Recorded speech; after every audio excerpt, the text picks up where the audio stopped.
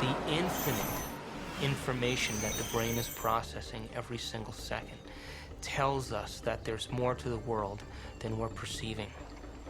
However, every single time we're immersed in an experience with our senses, seeing, smelling, tasting, feeling, as we're immersed centrally in our reality. We know nothing about reality, and all of our sense of so-called reality out there is filtered through our sense organs. The brain processes 400 billion bits of information a second, but we're only aware of 2,000 of those. That means that reality is happening in the brain all the time.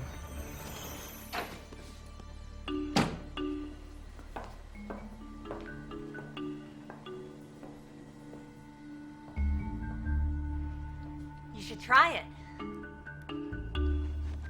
How do I know what I'm doing?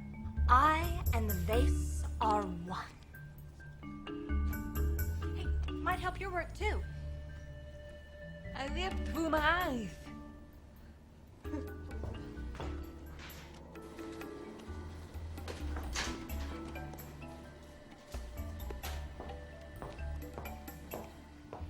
Acting in reality.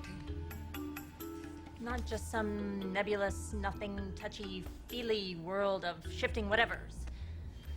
If it's real, I want to see it.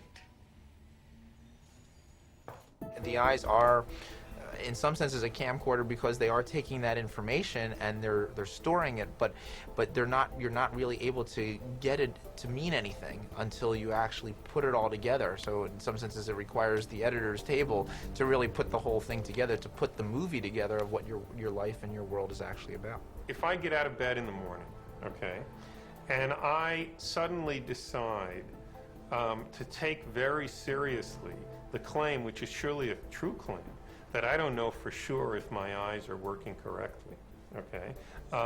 So that for all I know, even though it looks like there's a stable floor by the side of my bed, there might be a cliff or something like that, okay? If I am unable to order those possibilities in terms of probabilities that I assign to them, then I'm not going to get out of bed. It seems to me I'm paralyzed in the most literal sense of the word. Okay, I'm not, I'm going to have no idea how to literally take the next step. It's definitely the case that we know that my eyes might in principle be deceiving me at any moment. We've had experience of people before, subject to hallucinations, and even if we didn't, we don't know how to prove as a fundamental matter that our eyes never deceive us. That's absolutely right. But when we make the decision to get out of bed in the morning, we are assigning probabilities to the various hypotheses compatible with my seeing a floor by the bed. One hypothesis is there really is a floor there, and that's why I'm seeing it. Another hypothesis is my seeing the floor is a hallucination, and there's a cliff there. By getting out of bed in the morning, you endorse one of those hypotheses as more likely than another. Well, ultimate reality, I think, it very frequently depends a lot on how a person perceives it and what they actually think is the real reality of our world. If the brain is processing 400 billion bits of information and our awareness is only on 2,000, that means reality is happening in the brain all the time. It's receiving that information, and yet we haven't integrated it. But if we're given knowledge and information outside of convention, outside the box of convention, where say we merge quantum physics and neurophysiology, and the brain is asked to contemplate, or we're asked to contemplate on that, and examine the what-ifs and possibilities and potentials, and associate our knowns with our experience of what we know, and repeat it over and over again, the brain is going to start to integrate two independent neural nets, and it's going to create a new vision. And that new vision is going to be like taking a flashlight and shining it from those 2,000 bits of information that have to do with our body and our environment and time, slightly over in the dark and looking at something new. That's called realization.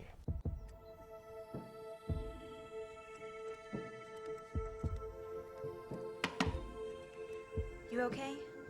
I heard you scream earlier. Was it another dream?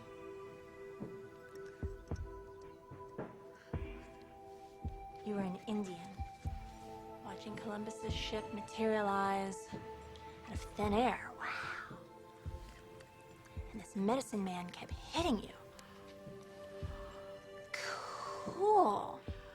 Hey, maybe it was a past life, or a parallel reality, or a future life. Get real.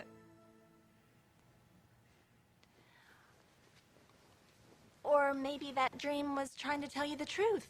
I guess it just depends on what you think is real. Maybe you should try different anxiety pills. My pills are fine, okay? Thank you.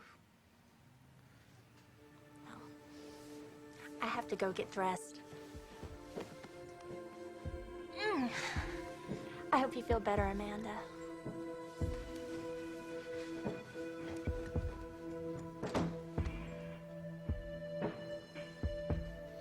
God, Amanda, I could be such an asshole.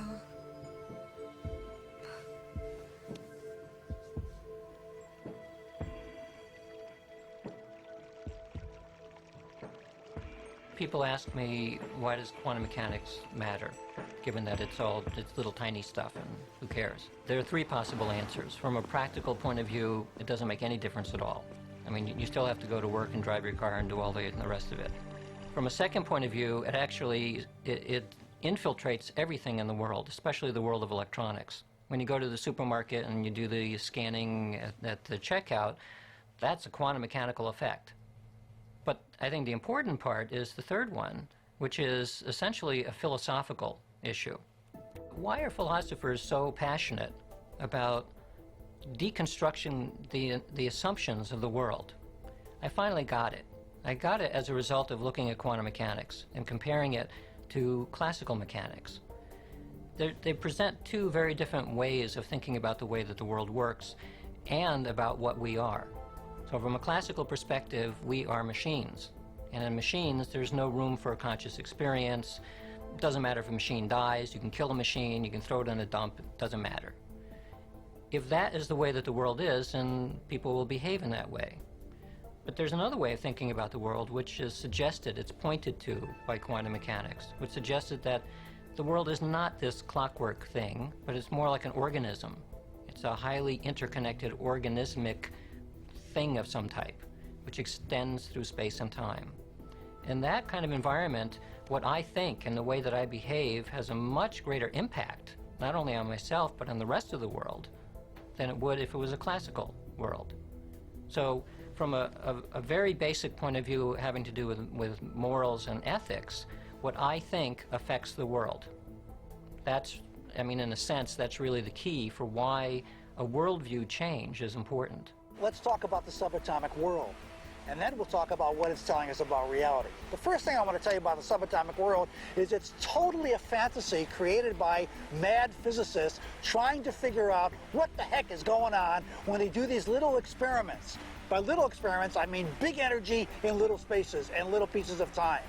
It gets pretty nutty at that realm of things, and so subatomic physics was invented to try to figure that all out. We need a new science down there. It's called quantum physics, and it is subject to a whole range of debatable hypotheses, thoughts, feelings, intuitions as to what the heck is really going on. So on the one hand, you had a theory which from the conceptual standpoint was profoundly puzzling, and on the other hand, from the practical standpoint, was vastly more successful than anything we had ever seen before.